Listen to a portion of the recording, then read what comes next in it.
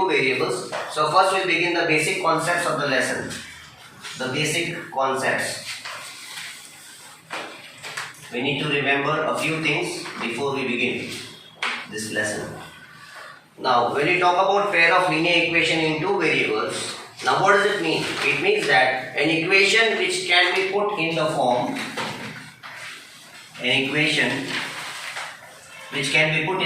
ax plus by plus c is equal to 0. So you can see two variables here, x and variable y. That is why it's termed as linear equation in two variables. And if you see here, the values a and b, both these are integers. They are numbers. X and y are variables and c is a constant term. Now in this equation, here a, b and c are real numbers or integers, as you can say. And second thing is, both these values a and b are not equal to 0. Okay, they are either some negative integer or a positive integer. Right, and the next concept, as we can see here, the next concept for this, in the chapter we'll be framing the equations and then solving them with different methods. Three different methods will be taught: elimination, substitution and cross multiplication method. Now, but before that, we'll see that if two equations are, or if two lines are intersecting, what happens? So first of all, we'll write here nature of lines. We'll write it. Okay, so we'll write here nature of lines. On the graph, if we plot the points, okay, then we'll write here types of equations, what kind of equations they are, alright, and then what type of solutions, values of x, type of solutions will they have.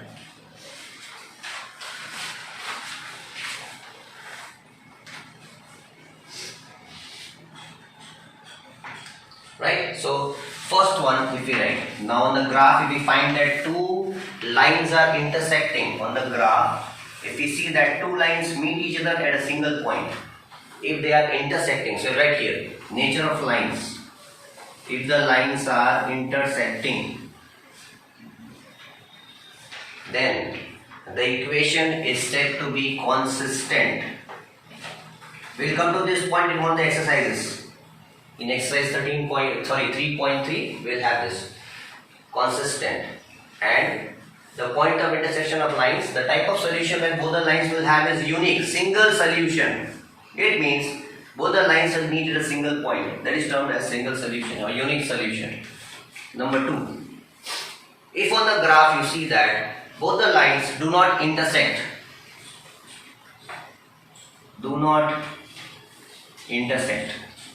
it means if I draw one line like this and I see that the second line is not meeting the first line anywhere, it might be like that. Suppose if I take this line, I draw it like this and I see that the second line, it goes like that somewhere.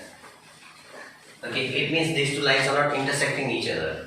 So if these two lines do not intersect each other, then, or you can write they are parallel. So in the case of parallel, we can draw both the lines like that. They are not meeting anywhere on the graph. So if they are parallel, then the equations are said to be inconsistent. And obviously, these two lines will not meet anywhere. It means they will have no solution. They will have no solution.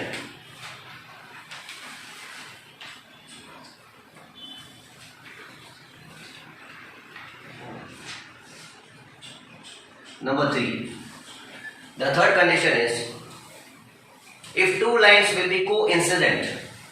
Now what do you mean by coincident? That I will explain you. Coincident means both the lines have the same equation and both the lines have the same points. Both of them overlap each other, they are over each other, then they are termed as coincident. It means that both the equations are having the same line. The line will be same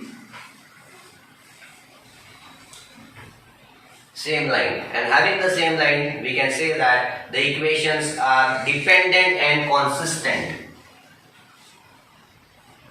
Dependent and consistent. So obviously, if they are overlapping each other, so they will have infinitely many solutions. Infinitely many solutions. Going to exercise 3.1, chapter number 3. Let's have a look at the first question. Aftab tells his daughter, 7 years ago, I was 7 times as old as you were. Now, before we begin this sum, we know that this sum is related to age. So, we are going to divide the whole sum into 3 parts. Okay, we will begin with the present age. So, it means they are talking at the present time. Okay, so you can write present. Here you will write 7 years ago. And here you will write 3 years from now, means from present. 3 years from present. Now we'll assume that as Aftab is talking to his daughter, so I'll write here Aftab's age. And you write here daughter's age. So write, see, let the present age of Aftab be X and his daughter's age be Y. Now he says that 7 years ago, now before 7 years, suppose at present my age is X. So 7 years ago my age would be X minus 7. His daughter's age would also be Y minus 7. Alright, now when we go for 3 years from present, 3 years means if today is my age, this year my age is X. So after 3 years, X plus 3 and his daughter's age will be Y plus 3. So these are the form of values that I have obtained from the conditions that Aftab has given to his daughter. Now let's talk about the condition. As per first condition and second as per second condition. Now what does he say as per first condition? Let's move to the question again. He says that 7 years ago I was 7 times. Now 7 years ago Aftab's age was X minus 7. And 7 years ago he was 7 times, so we'll write it like this, see, Aftab age is equal to 7 times daughter's age. Now you'll be able to understand the equation. He was 7 times as old as she was. So 7 times, 7 years ago her age was Y minus 7. You can solve it further. So you get X minus 7 is equal to 7y minus 49. Bring this 7y this side, take 7 that side. Alright, so you get the equation as X minus 7y is equal to minus 40. Okay, this is my first equation. Now, as far as second condition is concerned, he says 3 years from now. So 3 years from now you take those ages, these two ages. He says that my age, Aftab's age, will be 3 times his daughter's age. So Aftab's age after 3 years will be X plus 3. His age will be 3 times his daughter's age. His daughter's age will be Y plus 3. Solving it further, we get X plus 3 is equal to 3Y plus 9. Bringing 3 this side, taking 3 that side, you get a final equation as X minus 3Y is equal to 9 minus 3, 6. So this is going to be my second equation. These two are algebraic forms of the equation. Now we have to plot them graphically. Alright, so before that we are going to make a box, mark a box and solve it. We will take 2 values each for both the equations. A value for X or value for Y. Even here for this one, we will take 2 values each, X and Y. Alright, I'll place the value and show you how to solve it. Suppose if I take the value of 0 in place of X. So this equation is going to give me 0 minus 7y is equal to minus 42. Bring down this minus 7 is being multiplied, go in division. Minus 42, y is equal to minus 42 from minus 7. On cancelling I get the answer as 6. So this will be my first answer. Now suppose if I take a whole number, any number which will be divisible, don't take any value which gives you fraction as answer. Suppose if I take x as 7, I take x as 7. 7 minus 7y is equal to minus 42.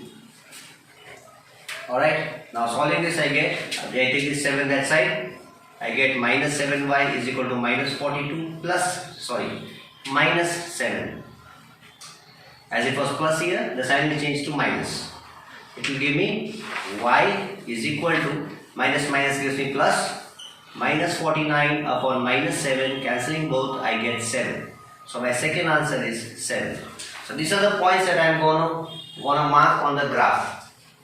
Alright, now taking values for the next equation.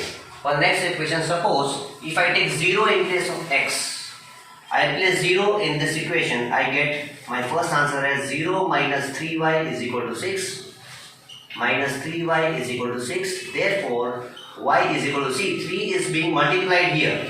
So when I take it to the other side and equal to sign, I get the answer as in division. Okay, I get the 3 minus 3 division. The answer will be minus 2. That's my first answer.